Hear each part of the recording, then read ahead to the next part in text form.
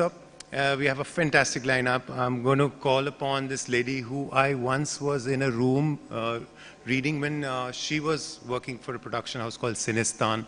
And over the years, she has, hi Aparna, over the years, she's gone on strength to strength to become who is perhaps the most sought after person in the business. And we don't need an introduction to tell us why Aparna Purohit is important to us. But today we have Aparna Purohit joining us on stage. Aparna, please come up on stage, ladies and gentlemen.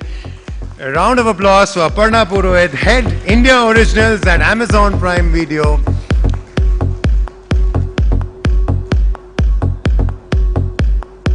The number of times I've tried ambushing Aparna at restaurants is not even funny, but now I found a great chance. Please, Aparna, please take your seat. There's this other person who I got a chance to work with many moons back. She was working with Leo Burnett at that point of time, and we were doing a poster shoot, and her standard line to me, stand straight. What are you doing? Stop being an actor. Just stand straight and let us shoot our poster. And over the years, she's become this prolific filmmaker. She started with Neel Bhatte Sanate, has made one of my personal favorite films. Have you all heard of this film called Bareli Ki Barfi? Give it up for Ashwini Iyer Tiwari joining us. Come on up, Ashwini Iyer Tiwari. Gosh, I took you way long back, didn't I? Very long back.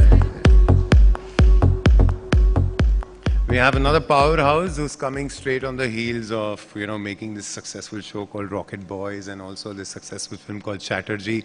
Ladies and gentlemen, somebody who likes Parsis, and because of that, I like her. Monisha Advani, can we have you on stage, please? Heavy on the heels of her very much talked about important film. Ladies and gentlemen, I would like to call upon Ashima Chibber, the director of Chatterjee versus State, Norway State.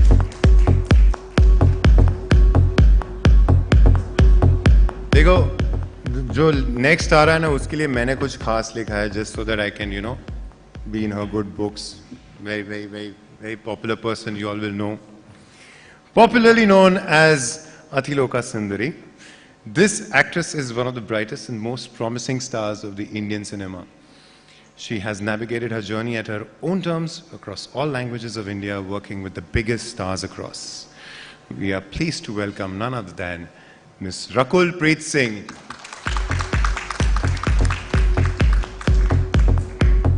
And now I'm going to call upon the man who every man in this whole conference today will be envious of, because he'll be seated amongst these fantastic ladies and having a conversation with them. I mean, what would men not give to be having that seat? But Nakuul, we are very proud that you are having that seat. Ladies and gentlemen, Nakuul Mehta, one of the best faces we have on celluloid Indian TV, and one of the most well-spoken, articulate, sensitive men. ये इसने मुझे बोला था ये बोलना. अभी आप लोग देखना ये सेशन के बाद ये खरा उतरता है कि नहीं. Nakuul, how envious am I of you right now? Personally, at least. I don't know about the other men, but congratulations. Have a great session. Ladies and gentlemen, she leads. A very good afternoon. I think post-lunch sessions are usually the hardest for everybody. We're struggling to sleep and sometimes just, having spent a busy morning. But please bring yourself some coffee. It's going to be an interesting session. I will try to speak minimum, and feel free to interject me, stop me, ignore me. I am here. I think Ficky Frames has been very kind. We are in this country, we are very used to having panels, right? And it wouldn't be surprising if you would have a panel of men speaking about women in filmmaking. But we went the other way and we said we'll get all these trailblazers and champions of storytelling and filmmaking, to really talk to us about it. And just so that no man cries foul, they threw me for representation, right? So, I really don't know how I qualify to do this. I'm someone who owes my career and any kind of sort of success or stardom to television, which again has been built because of amazing collaborations and partnership with some splendid women who have helmed and produced and written and directed all the work I've done on television, right? And very rarely do we get rooms like this, such beautiful rooms, where we can maybe take another half a minute and talk about them and champion them.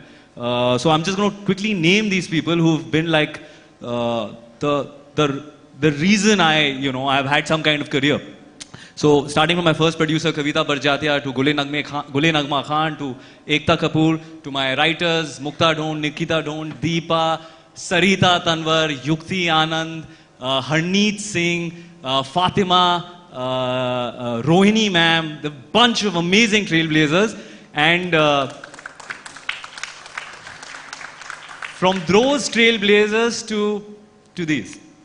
Right? I'm going to start off by telling you about, I'm not telling you, I mean all of you know it, film students here, film appreciators. From the days of Raja Harishchandra, right, Indian cinema's first film where the female characters were portrayed by all men, to today having a number of incredibly powerful women who now lead our stories. Indian cinema has come a long, long way, right? We've always been OTT, over the top. But mercifully, a lot more women influencing creativity right at the very top exists today. And it's not to say that we did not have women early in the business. The first powerful superstar boss and studio boss and superstar in Indian cinema was in fact a woman, Devika Rani. And she was not only the biggest star of her times, but she gave the industry some of the biggest legends, Madhubala, Dilip Kumar, Ashok Kumar, and of course, Madan Kumar, Ben.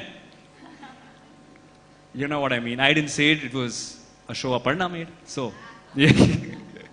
Even outside the Bombay talkies, there was someone called Fatima Begum, who was India's first director. And actually forget first woman director. She was the first genre director. She made a fantasy epic film called Bulbule-e-Paristan way back in 1926. And who can forget the fearless Nadia, the cult action films she gave us. So today I'm just very honored to sit with, a few fearless Nadias of our times, the Bulbule-e-OTT stans of our times, the Devika Ranis of the Indian film, television and entertainment industries. We have with us the wonderful Aparna, Ashwini, Monisha, Rakul and Ashima. Thank you for joining us today. Thank you so much. I'm going to start first with congratulating the queen of OTT, Aparna. Thank you for a wonderful show like Jubilee and the many other silver jubilees you've given us, in the last few years. It has been a fascinating journey, for you from being a creator yourself, a storyteller, to now a studio head who is empowering other storytellers and other stories. Did being a woman was it ever a disadvantage for you? Frankly, in a place where it is not unknown to have women in leading positions. First of all, thank you so much. What an incredible panel, and what a good fortune to be sitting among such phenomenal women. And thank you, you're very, very kind, Nakul. How can being a woman be disadvantageous? I mean, I'm a woman and this is my biggest advantage. It can never be a disadvantage. It may be perceived as a disadvantage by many, but certainly hasn't ever been an obstacle or an impediment in my journey. If at all, it has only been a springboard for all the successes. Has it been easy? Certainly not. When I started out almost 20 years ago, came from Delhi to work in films. It was very tough. I wanted to direct, I wanted to tell stories, and at that time, just to get a break as an assistant director was tough. I remember that often enough, one was excluded from any outdoor skits because how would you share a room with anybody? There are no toilets, and because you wouldn't go on outdoors, you would eventually not get a credit on the film. Some directors even asked us that, why do you want to get paid? It's a good fortune that you're getting to work on a film. It was tough. And I remember at that time, I'd resolved that if ever I'm in a position of influence, I will not let any other woman go through this. I will keep the doors open. If there are no seats at the table, I will drag that chair for myself and another woman. And one has just been trying to do that in the last couple of years that I've been at Amazon and all the other jobs that I've done. I've tried to ensure that there is a fair and balanced representation in the stories, and sometimes it needs to be intentional. It just doesn't happen. It needs to be intentional, and therefore we've made it a mandate to have a woman in every writer's room. We are trying to ensure that trying to get there, that there are at least 30% women in HOD positions in all of the shows and films that we do. Trying to ensure that everybody has a voice, that the characters that are written are, women characters that are written have agency, that there is a strong female gaze. Even the stories that are not led by women, women are not just wallflowers, that they have a voice. So, yeah, one has just been trying to do that. Oh, wonderful. Thank you. Thank you. At the CinemaCon recently, Sony chief Tom Rothman recently said streamers do not make stars. Only global hits do.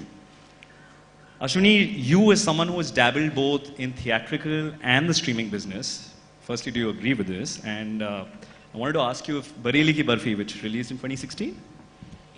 18? 18. 2016 you started making it, was it? No, 2017. 17, yeah. Okay, 2018. If that was an OTT release, would it get you as much recognition as the theatrical did?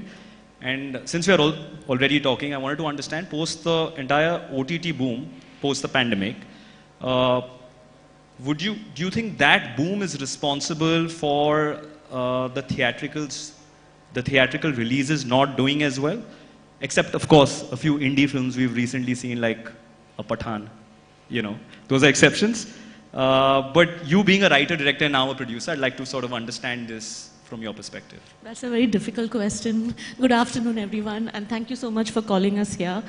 So my journey, it's like, 22 years now, working from advertising to doing ad films to now making films and now producing films. And I do feel that my journey as a storyteller has always been from the point of view that when I was in advertising, I started off as an art director, and the first thing I wanted was that I wanted to work in an account which was not usually called for women, which was, I launched Fiat in the country.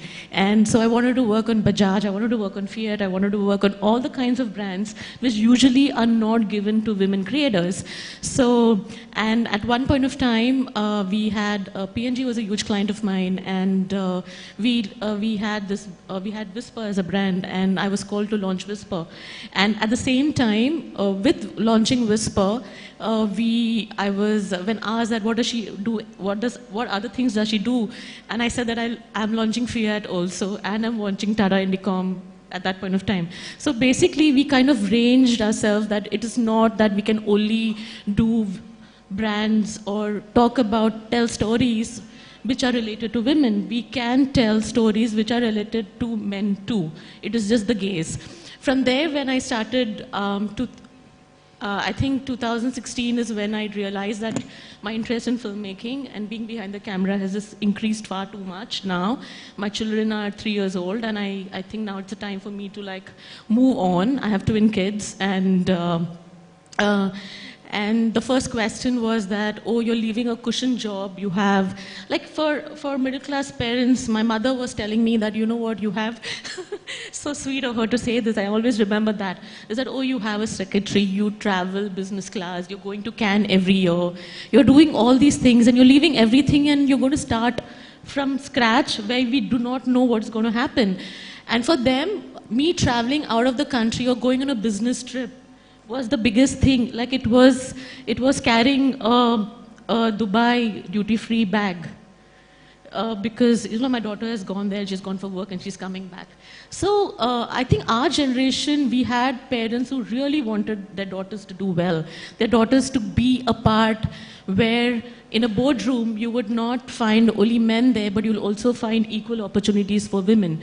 So for me, an organization where there were men and women equally having a role to play in the boardroom was very, very important. So when I decided to get into filmmaking, the first question I was told was that it was okay to be as a creator in advertising is because it's a business after all. But then when you get into filmmaking, not many clients are actually going to give you ads to make. And I asked why. And I remember that a very dear friend of mine, a producer, told me that that's because your gender says that you cannot be directing films. And I said, I'm going to break this. So when someone tells me you cannot do it, this first thing I'm going to go in is to do it. And so I slowly and steadily started, but still there were not many clients who could believe me that I could direct. I still were okay with it. Then I started doing a lot of ads for Sony Entertainment Television because I was creating a lot of ads for them. And at that point of time, we worked on KBC, and we had one campaign which wanted that the marketing head there, Danish Khan, said that he wanted a girl to be on the hot seat. Why it should only be men there, and we need women there on the hot seat, and therefore we created the campaign of Mubarak Ho Ladki Hui Hai. That campaign created so much of a like that, you know, there can be women out there talking numbers and talking questions which need to be answered. And for the longest time, no one knew that it was a woman behind that campaign. Because we don't talk about ourselves. Let's be honest, we as women are very shy to be talking about the work we do. We just don't want to talk about it. We are, okay, if anyone comes and even today tells me that, you know, oh, we really like your film, we do this. Recently I know someone, a very big producer, Nitesh and me, my husband, we were in some get-together, and that really big producer is a very, very nice person. He looked at Nitesh and said, sorry, I like your wife's movies more. So, and he was very proud, and those are the kind of things I think we need. We need more men to be saying that, you know, it can be an equal space, it can be more stories to tell. Then Bareli Ki Barfi happened. So Nilpati Sannada happened because I had done that campaign of KBC, and I felt that I need to move out and I need to make a story called Nilpati Sannada, which is basically equal education for everyone, doesn't matter where they come from. And therefore we had a marginally lower background society where Chanda, played by Swara Bhaskar, was the one who was actually taking up the scores, saying that, you know what, me and my daughter, both of us are going to study and we're going to become an IAS. So from there, Bareli Ki Barfi happened, and it was a full-out comedy headlined by one woman and two men. And it was a lot of fun is because I kind of realized that the actors believed in me a lot. And I think that's what the most important thing is. I was very sure that the actress would believe in me because it's there's a connect, there's a gaze. But equally, I would really thank Ayushmann Khurrana and Rajkumar Rao for equally trusting in me and saying that, you know what, in a Lucknow city, right in the middle of a Sarafa, there are some thousands of crowd there, and there's this Rajkumar Rao who's going to go inside the middle of the crowd. We are all screaming and shouting to make sure that the crowd doesn't move in all kinds of languages with my team, where there are a lot of girls. And they were all very supportive to give that, say that, hey, you know what, she's the one helming. I think we all need respect. And Bareli Ki Barfi changed the way I think people looked at my persona personally, is that it is just not about making one kind of cinema, it is making all kinds of cinema. It is just that the gaze changes sometimes. Is that I gave equal importance to what Bitty's character, Kriti Sanon, was. It was about that she had a say in what she does. And the two boys also listened to her because they equally understood that she needs to have that say when she wants to know who she wants to get married to. So those are the kind of conversations. It did really well in theaters. It was a lot of fun, and that's a time I miss completely now, is that in the interval time there was सीटी बजा रहे थे जब राजकुमार राव आ रहे थे, and you know पूरा वो गाड़ियाँ बंद हो गई थी, and सब ऐसे सीटी बजा रहे थे, they were laughing and all that, and that gave me a lot of hope that, you know, we can tell stories of any kind, which can be inspiration, aspiration, entertainment, but has some kind of value you take back. Doesn't matter even if you're laughing, crying, and if it is a no-brainer, it's okay. You just have to tell stories, and there your gender didn't matter. then COVID happened, and I'm filled with so much of gratitude that we as makers are all because of you. When our audience likes our work, when our audience talks about our work, when our audience relates to our work, those friends messaging me on Instagram saying that, hey, just watching Bareilly Ki Barfi, wanted to see that one scene. And the latest one, and this is after what, 5 years, is I go to my friend's house, her father is a businessman. The whole day we were sitting together and we were all like, working, like just talking and all. And the father comes late in the night and he looks at me and we're all having dinner. And the first thing he looks at me and he says, hey Bareilly, kaisi hai tu?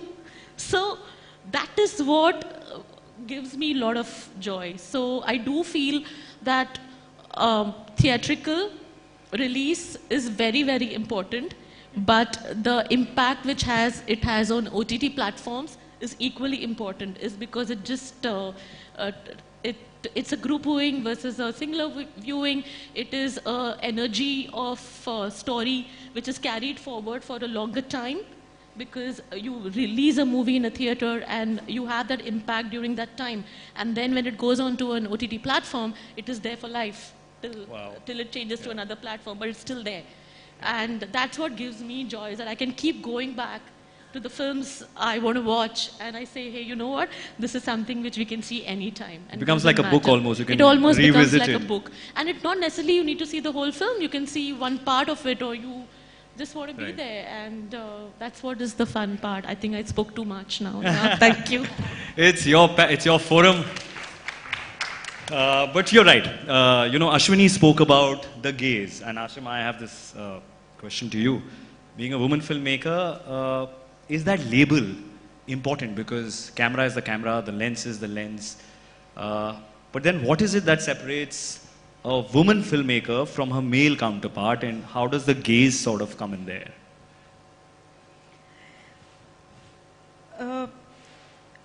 It's very complicated when women like me, we are coming from backgrounds which are so varied and so different. Small towns or, you know, schools, all these kind of things. So when you pick up a story, it can be anything. Just taking on from what Ashwini was saying, like when I started my first film, it was Mere Dad Ki Maruti. And it was a story about two boys, you know, who lost their father's car and then they go running all over Chandigarh to find it. So, but I feel these stories don't know you're a woman. The camera doesn't know you're a woman. The clapboard doesn't know, अच्छा अच्छा यहाँ पे तो director female है. तो ये सब actually होता नहीं है. ये हम लोग बनाते हैं कि you know female filmmaker हो गया या. But I do feel that as a woman, you do have a different gaze when you look at a story. You know, when the story came to me, it did not have the, you know, the father-mother pathos. But because I felt parents are so intrinsic to any, at least in smaller towns. So I thought, okay, let's bring in the father element and let's make it this. So, I mean, I personally feel it is an element, definitely, of a filmmaker. But I do feel that when you step into the foray to make a film, your focus is the film. Your focus is the story. Your focus is the actor. Everything else sort of needs to fade out to deliver a film that people are going to watch. Man, woman. I mean, I would like that the films that we are watching do not alienate any gender. Everybody should have a collective experience, man, woman, as we are watching the film. ये हम लोग का endeavor रहता है as makers, you know. Of course, then it is a difficult medium both for men and women. You know, the equal number of women who are struggling as men are struggling. It is difficult to get a break in this industry at any creative level, as it is all over the world.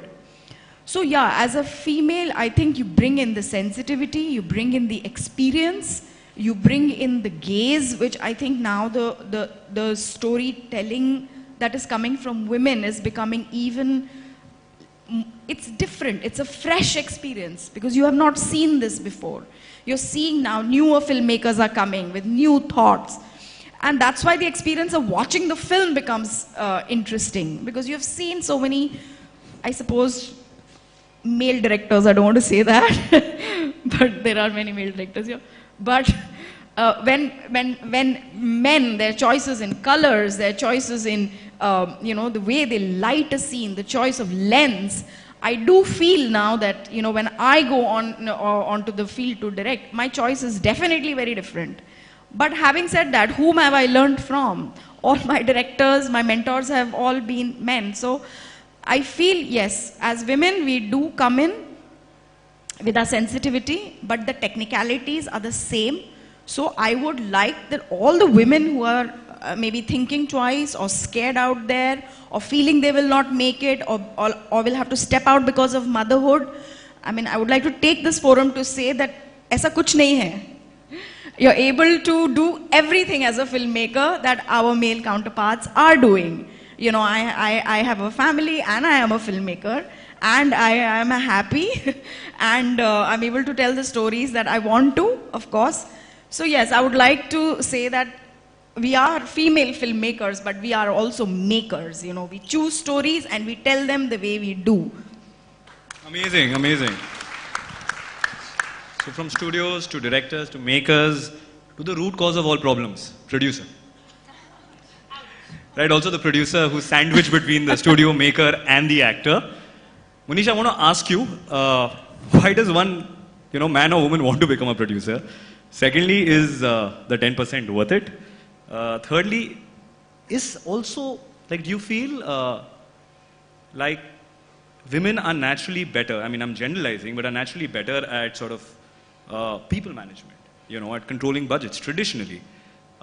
Does that kind of help? Because from what I've learned of you, that you've been a serial entrepreneur and you moved from one business to another and then, finally found film. What is it about producing which is firstly exciting to you? And second is, MA has produced a bunch of features and shows now. And a large portion of it, and I might be wrong, some portion of it has been around the nationalistic theme, right? So is there a formal or informal mission statement you have in your mind when you're kind of okaying stories or wanting to make stories? So yeah. Thanks, Nakuul. Thanks, everyone, for giving us your time. I want to actually be a little creative in the way I answer this, and I'm going to start by wanting to include my panelists in my response. So, firstly, when Aparna, who is undoubtedly one of the finest eyes in spotting content, I'd like to say that she's also a fantastic partner to MA Entertainment. And I'd like to also now discover that it's statistically, because we've got good representation of women. We're 67% owned by women, 2 women in the company. Wow. So thank you for supporting our diversity code as well. Ashwini, I think you've spoken so passionately about your journey as well as about the theatre experience. And I want to, Viraf made a wonderful introduction and talked about our work, Ashima's Mrs. Chatterjee versus Norway most recently, Mumbai Diaries, which we've done, Rocket Boys, and so much of content that's considered high concept, and I'll address the nationalistic point. But I want to also talk about the fact that a woman in MA Entertainment chose to make Satyamev Jayate, which is an out-and-out mass film, and you would think that it's testosterone on overdrive. Why would a woman choose that? Because guess what, guys? We also understand business, and we make business decisions, and we get it right sometimes. So one of the reasons I'm here is because we make all kinds of content, and we don't necessarily segregate it just to one gaze. It's about what makes sense to the audience ultimately, and what brings them, whether it's to a remote control and make us the choice that day. I want to talk about Ashima. Ashima has so eloquently put together the fact that you have to be a happy person at the end of it. And I want to say this to all the women out there are, like Nakuul touched my career and said that I've been across a couple of sectors. I've been in human resources, I've been in education, and now in content. One of the things that I always tell women is forget about the gender, just do what you're the best at. And it's increasingly something that I'm proud of, because I see that in my office. I see when we're in the workplace, it's not something that consciously anymore, it's become our unconscious choice. And that is a huge success. So really a round of applause for all the women in this room, and I want the guys to do that too. And finally, I'm going to talk about Rakul. What a fine actor. How many of you know this young lady chose to get into cinema? She was on her way to becoming a pro golfer. So we would have had her on our headlines one way or the other. We've had the great fortune at MA Entertainment to work with Rakul on 2 films, and both extremely different. One, an absolute Masi Marjava, right? Where she was almost like a 80s representation of, a bar dancer. And then she's been in a very forward-thinking film that we had, which was called Sardar Ka Grandson. But let me tell you, Sardar was a woman. And if that curiosity doesn't tell you enough, the representation of how we see women is in all forms, in all shapes, in all ages.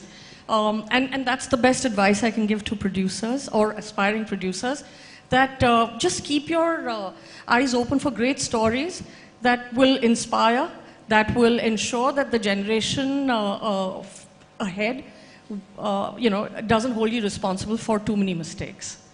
I think that's my little pitch as a producer here. So thanks, wonderfully put. Thank you, Monisha, really. A lot of us speak about very passionately, right? Pay parity. And it's something which has started again, Priyanka Chopra spoke about how, for the first time in her career, she got paid at parity for Citadel, right? And she also mentioned that it is the first time in 22 years that she even considered, or her agents considered, it was okay to ask. And there was, it happened to be a boss at Amazon, who's the woman, who said okay to it, right? There is a lot of nuance, and I know there is economics to this conversation. But what are your thoughts on it, and you've had a very, very successful, for people, outside of Bombay, we may not be aware, but she's had a phenomenal career down south, Telugu, Tamil. I might be missing out a few languages, but she's done it all. In fact, the second part of that conversation, and anyone else can join in later, is that, your first, I think, debut Hindi feature was in 2014, Yariya? Yes, right? Yeah, that's and, right. And then your next one was with Monisha in 2019. No, next one was De De Pyar De. Which and was which then year? Right after that. Which year? Same year? 2018. 2018. 2019 release, 2019, sorry, right? 2019. And then Marjava was also 2019. So I wanted to ask you, in our industry, you never look at a male star and say, oh, he's made a comeback. Maybe, in SRK's case with Pathan, like there was some media outlets who wrote, oh, he's made a comeback, right? Never ever for a male actor would you say comeback. What was the media narrative for you, and was it hard to explain, because people here are so short-sighted, we're not aware of what you're doing outside, or we don't choose to understand what you're doing outside, that it then becomes sort of, oh, she's made a comeback and now she's successful, right? Yeah. So I wanted to talk about both these issues, pay parity, what are your thoughts on that, and what are your thoughts on this aspect, how the media portrays sort of women actors? Good afternoon, everyone. So I'll actually start from the second part of your question, which is, when I had personally from my journey, when I had that sort of break in Bombay. Now, when Yariya released, I was all of 2021, I was a kid. I had no idea about the industry. I got that film, I did that film. Before that, I think simultaneously I was shooting for my first film in Telugu, which happened to release a couple of months before that. It became a huge hit. And before I knew, I had some great films, working with great actors, makers, and I signed that on. Because my belief always was that you don't give up good work coming your way to find more work, and I also didn't see any harm. I was so naive. I thought these guys have called me when I was in Bombay, so when they want me, they'll also call me. So that was the belief that I started with. Now, when I did come back here, and it was a very difficult choice to make at that point, because I was doing some of the biggest films, and then to tell to myself that you have to leave some sort of a stardom and fan following, and then move to Bombay and sort of start from scratch, because there's been a gap. Yeah, start afresh. But that was exciting for me. It was a fresh playground, and yes, there were a lot of people who were familiar with my body of work, but there were many who weren't. And yes, the media narrative sometimes does bother you, because in those 5 years, I'll be honest, in those 5 years, I possibly didn't have a break. You know, I'm some 43 films. I've done some 43 films by now, and thank you. And amazing. So when I came in here, I was like, you know, I just shut an ear to that conversation. I was like, you know, people will see my work and let the work speak for itself. So I think a lot of times it's not about just this conversation, but many a times there could be media narratives and more, actually many times than reality, you know. So there could be a media narrative, but sometimes you just choose to not answer and not get affected and let your work speak for yourself. And I think that's what I did at that point. And coming to the gender pay parity, disparity, this is a very difficult.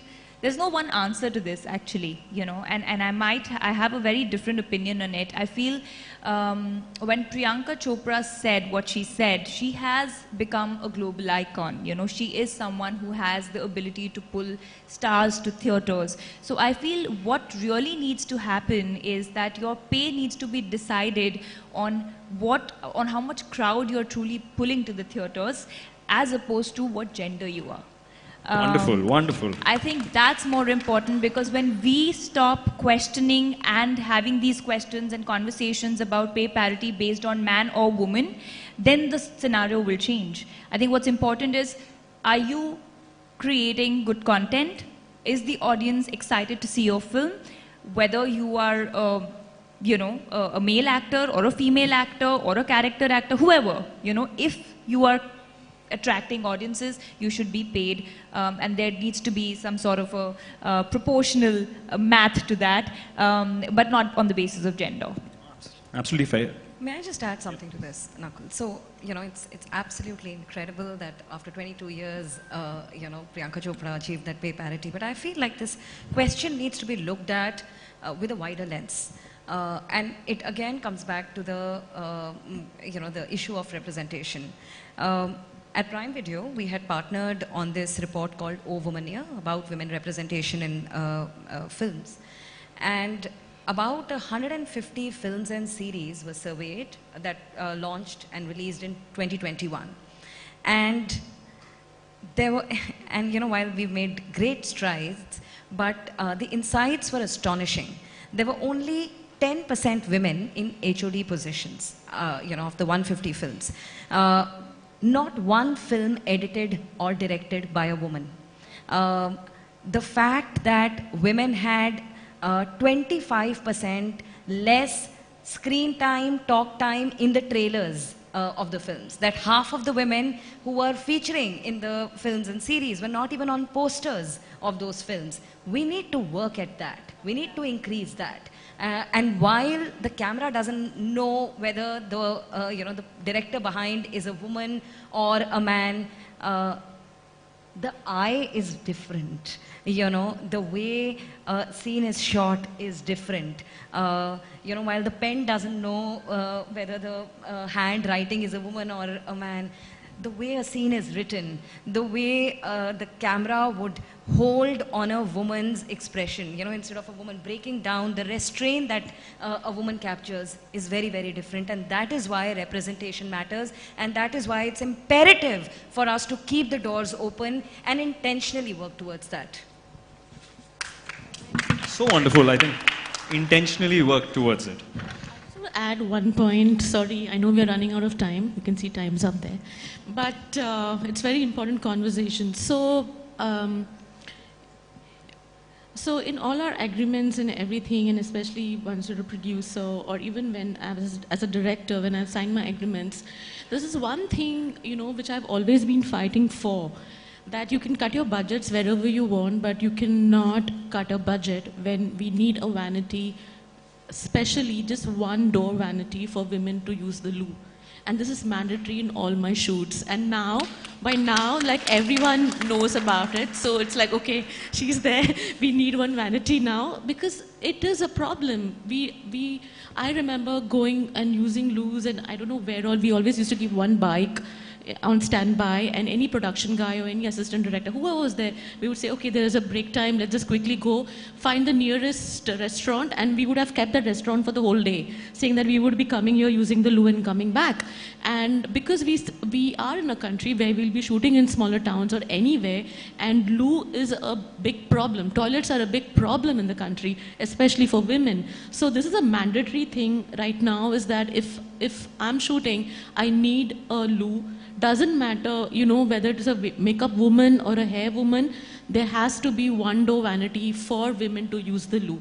And it has become so much that now that vanity has sanitary napkins, it has sanitizers, it has everything. It's become like a little, you know, hotel bathroom where you have everything there. So this becomes a mandatory for us. And that's how I think we as filmmakers, we as storytellers or producers or whatever we call ourselves as, are responsible to keep changing the way we address women in the media industry, including how the media writes about us. I cannot be called as anyone's wife after making so many movies, or I cannot be called as anyone's daughter, or, you know, so and so. No, we have to be called ourselves, and every man and woman in this country is usually responsible for how they push their women out there to make sure that they stand out and they shine. Absolutely, yes. Thank you. I think these are very actionable points which both of you shared. And I think you can talk about pay parity and all of that, but like what you guys are doing at ground level is what really matters. And I think what you've done with the loo has also made men more hygienic, and I think it'll just cut through all genders. Time's up, but I don't think our time's up here, because I think our time is started and now will always be. Before we sort of close this, I have a couple of thoughts in my mind. I'm going to leave them to you, and please, like, whoever feels like joining. I know, Aparna, you do this at Prime, you have a women's collective, first women's collective, Maitri. What do you all feel about, you know, creating a network of safe space for young women filmmakers, writers, directors? And what I really personally want to understand is how can sort of male allies be more supportive of this change? And also, is there enough support from men in the business? That's one part of it. And the second part of it, there's a lot of work now because of streaming. It's great. But has that changed your original aspiration in any way of why you came here? Yeah, so just parking these two thoughts, and whoever would like to take a go at them.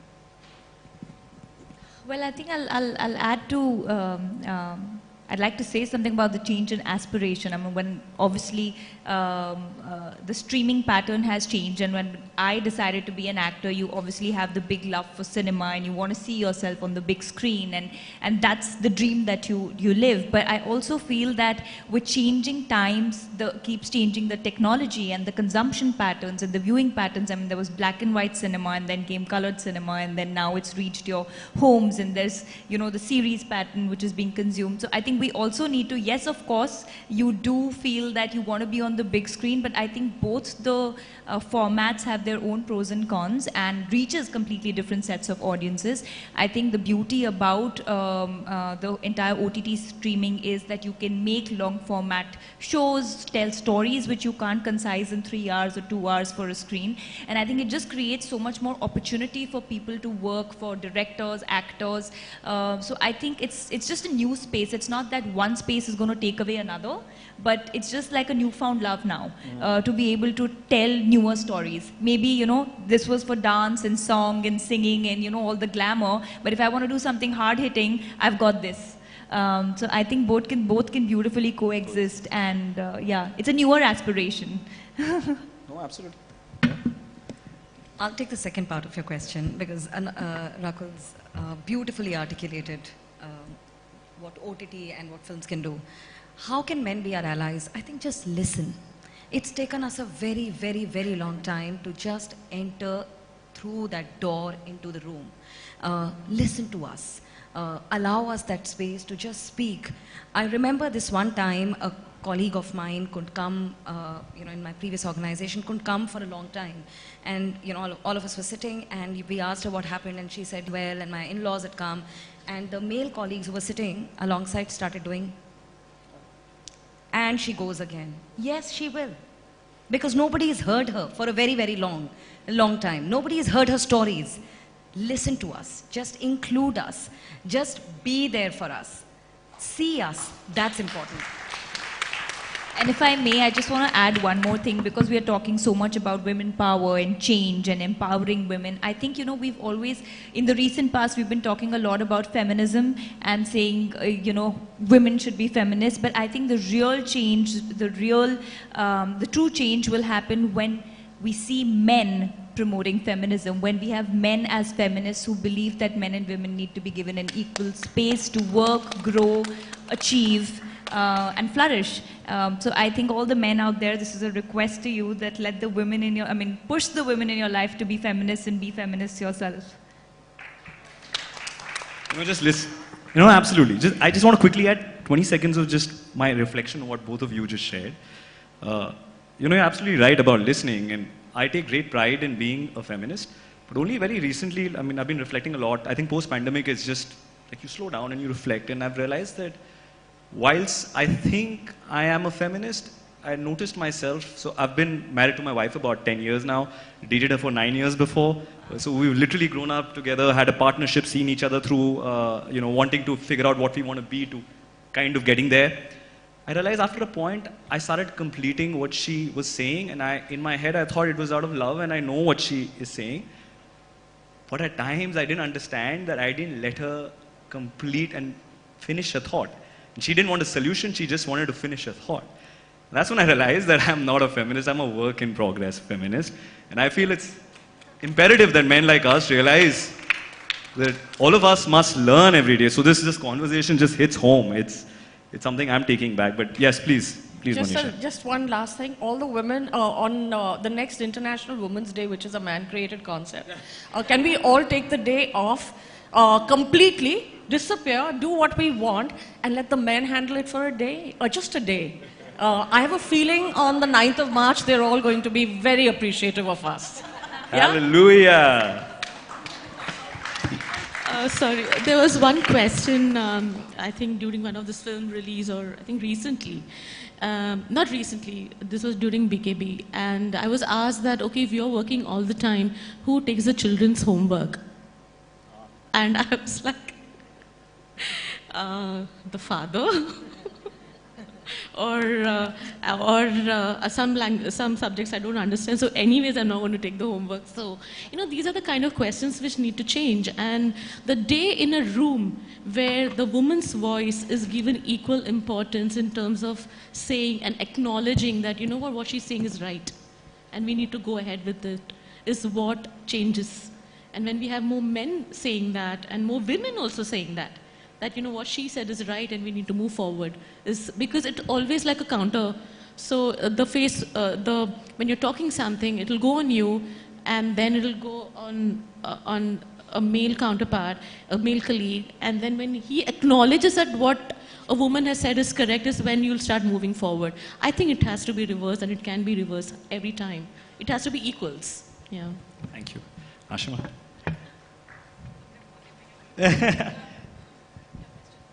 दोनों सवाल थे. एक तो था कि with the rise of streaming, has that changed the original aspiration? From the little I know of your career, you started in 2014 with a film, you eventually went down and did a lot of youth television, and then you came back with a beautiful film, Mrs. Chatterjee versus Norway. So has streaming, like the rise of streaming, which has also been wonderful, changed your original aspiration in any way? And the second question was about how can men be better allies, and if you have any sort of advice to all of us in the room, please. Well, men should take out the money, they should give the money and say, yellow picture banao, because films cost money. But yeah, that's just a joke. But aspiration wise, single-mindedly to become a director, and I did everything that would get me closer to that place. And then television, which is run by women, came to me, and I just absolutely loved it, because you tell stories and you have to work fast. और वहाँ पे directors are, by the minute. अरे ये 2 minute का director है, ये 10 minute का director है, ये 15 मिनट का director है. इनके 20 मिनट. हाँ, so these are all challenges that you have to face as a director, and I loved it. And then, of course, I came back to doing. Of course, then I became a mother, which itself was a very, which was a question that you had posed to me actually. Which this industry, you enjoy working so much that sometimes you forget also that. There is a biological clock that is ticking, and you better hurry up if you want to have children, because you're traveling from location to location, you're shooting, you're amidst all these stories that you want to work with and tell. So, वो एक hushed conversation रहता है amongst the female filmmakers and female producers, and everyone is hushly talking. तुमने अपने eggs freeze किए क्या? Don't rely on this. Guys over here are like this only. So just you first freeze your eggs and then you do your career. So ये सब चलता रहता है background में. So so these conversations need to come out into the open, and yes, it is a big problem over here that aap so engrossed and consumed. So that was another challenge that I had to face, which I think my male counterparts do not have to face. They are fertile directors till 80 also. So क्या करेंगे? So that is a challenge. So I had to stop dreaming for 2 years and change my dream and my aspiration to be a mother. And then after I became a mother, then I realized नहीं मेरा पहला aspiration भी बहुत अच्छा था, मैं वापस जाती हूँ. So then I took a U-turn and came back to being a filmmaker. And then, exactly what Ashwini said, अभी क्या होगा घर में? मतलब, are you going to be a mother? Because when you go out of the house, especially being a single mother, so then there is nobody in the house for the child. तो फिर क्या किया? So then, of course, then nannies happen and everything happens. So these are problems that, our male counterparts do not have to face. We have to face it. And yeah, of course, we don't want to face the problems, but yeah, we've overcome so much. ये भी एक challenge होता है. So yeah, so aspirations are, every day new dreams are coming. Oh, wonderful. Thank you for sharing such a human story, Ashima. Thank you. And I'm being flashed that time's up card from there. I have, and that side also, oh shit, I've just... Yeah. Yeah, listen. So yeah, I'm a man, so you can show that to me. That's okay. I won't feel offended. And whilst we are at that, I also want to acknowledge and say hi to prolific filmmaker, Monisha Advani's brother, Nakuul, right there. Hi, Nakuul. Also a filmmaker.